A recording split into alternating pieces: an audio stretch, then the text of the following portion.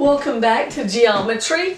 We are working our way through this geometry book, but the ideas are there even if you don't have this book. So this is Geometry Chapter 4.1, Triangles and Angles. I'm trying something a little different with the light. Hopefully it makes less glare on the board, but you can still see everything. I'll try to figure out if I need to do something different. I'm just trying to make it where it's the best for you. Alright, so today we are talking about triangles. You're like, I learned what a triangle was in preschool. Well, we're going to learn a little bit more, maybe. Maybe you already know this.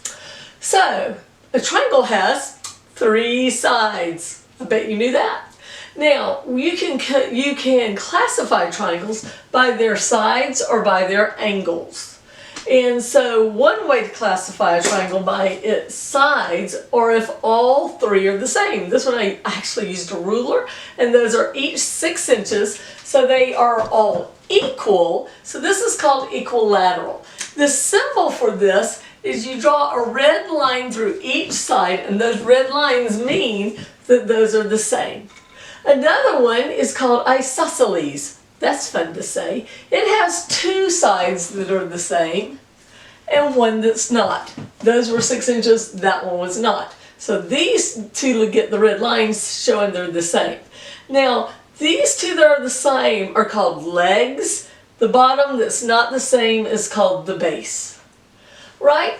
Now, if they have nothing the same, and I didn't know if you could tell it from my drawing, so I told you how many inches are on each side. It's called scaling. Scaling. This one's 3 inches, 5 inches, and 6 inches, but I didn't know if you could tell the difference in the 5 and the 6 in my lovely drawing. Okay, or you can classify things by the angles.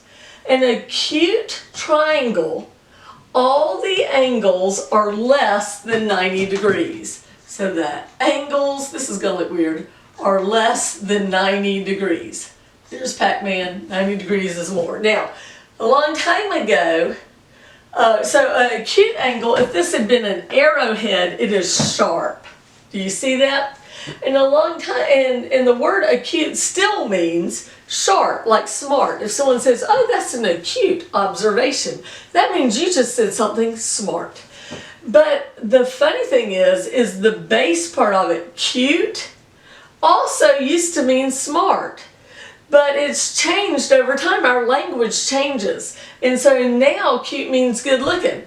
But so now when people say Justin Bieber is cute, they do not mean he's smart. But it used to mean that. If a girl said a boy was cute, she didn't mean he was good looking. She meant that he was sharp, that he was smart.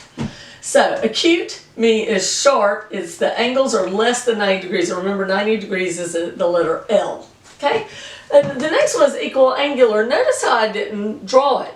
It's because equal angular is the same thing as equilateral, and equilateral is easier to say. So we never call it equal angular. That's just too hard to say. We say equilateral. But if something is equilateral, where all 3 sides are the same, then all 3 angles are the same too. And they're marked that way with those little red lines. Okay? The next one is the opposite of acute, obtuse. And still, if someone calls you obtuse, they're calling you stupid. Okay? So this one is obtuse, and it's not sharp, if this was an arrowhead.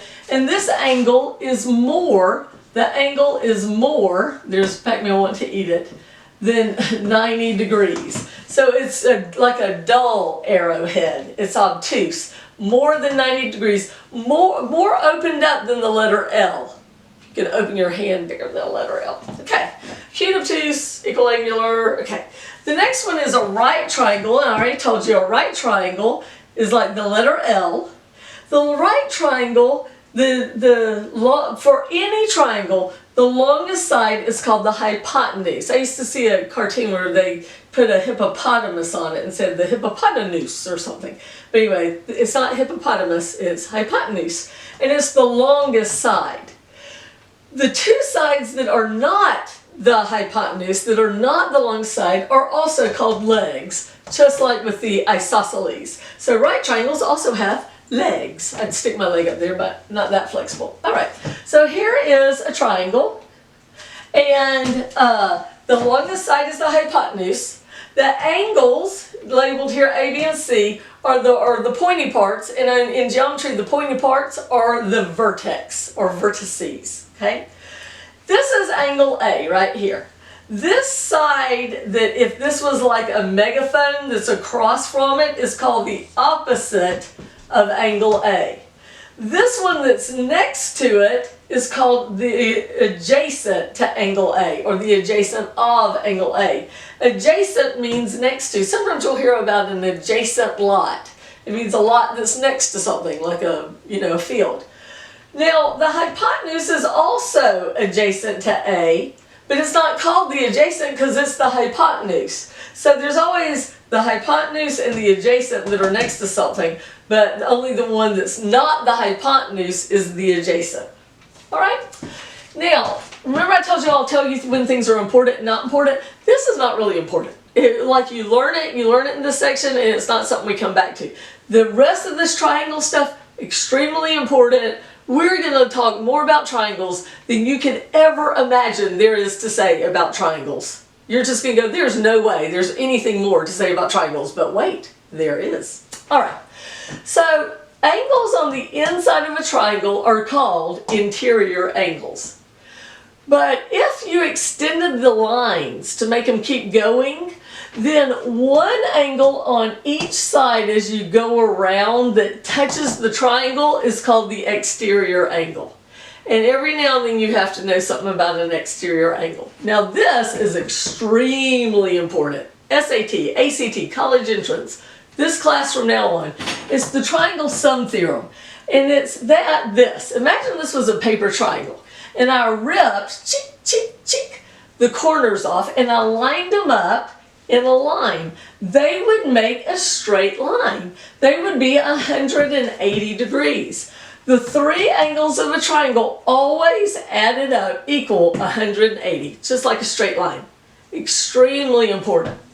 Okay, there's another theorem called the exterior angles theorem, and it's that if you have this triangle with angles A, B, and C, and you extended the line from C so you had an exterior angle.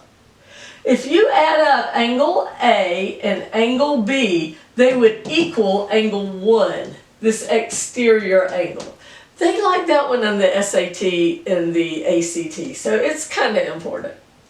Now there's another one called the corollary to the Triangle Sum Theorem. The Triangle Sum Theorem is that the three angles equal 180.